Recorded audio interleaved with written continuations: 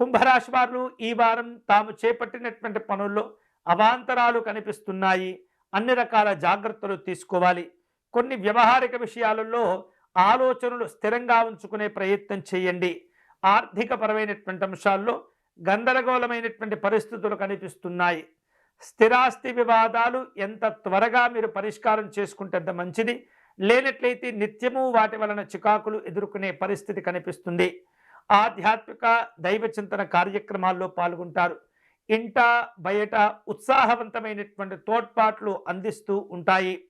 అలాగే రాజకీయ పరమైనటువంటి కార్యక్రమాల్లో పాల్గొంటారు. వ్యాపార కార్యక్రమాల్లో తొందరపడి నిర్ణయాలు తీసుకోవడం మంచిది కాదు. కుటుంబ పెద్దలు తల్లిదండ్రుల యొక్క ఆరోగ్య విషయాల్లో తప్పనిసరిగా జాగ్రత్తలు తీసుకోవాలి. చిన్ననాటి స్నేహితులను కలుసుకుంటారు.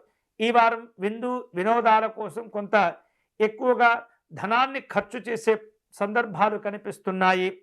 వ్యాపార కార్యక్రమాల్లో ఎంత కష్టపడితే అంత ప్రయోజనాలు ఉంటూ ఉంటాయి.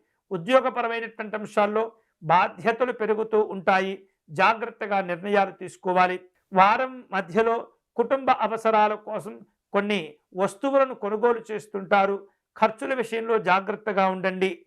వివిధ రూపాల్లో జ్ఞాపక శక్తిని పెంచుకోవాలి.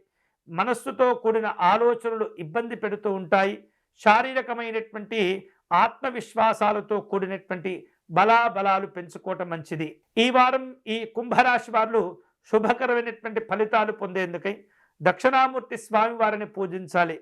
మేధా దక్షిణామూర్తి స్వామి వారి స్తోత్రమును లేదా దక్షిణామూర్తి స్వామి వారిని గన్నేరు పుష్పాలతో పూజించటం అనేది చాలా మంచిది.